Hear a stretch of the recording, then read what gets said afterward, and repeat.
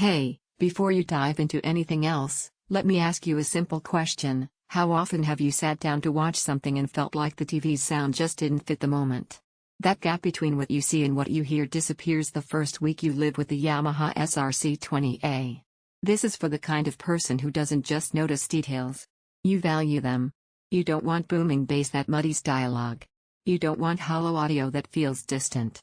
You want sound that feels tied to what's happening on screen, like the experience was meant to be heard, not just seen. Before anything else, check the current price and stock. Compact systems like this can get snatched up faster than you'd expect because once people hear what a balanced setup feels like, they don't go back. You probably had that moment with weaker speakers where explosions felt flat and voices felt buried. Maybe a scene you loved didn't hit you the way it should have because the audio was just thin. That's when you realize you've outgrown compromise and you start looking for clarity, not just volume. Once the Yamaha SR-C20A becomes your daily setup, that frustration melts away. Suddenly dialogue pops without shouting. Background music fills the room instead of vanishing into thin air. You stop cranking volume because the system already delivers presence and richness at natural levels. You feel it during movies when every scene feels intentional and alive. You feel it when streaming shows for hours and sound stays smooth, not overwhelming. You feel it even during casual listening when music finally sounds more complete instead of hollow. This isn't about raw wattage. It's about completeness.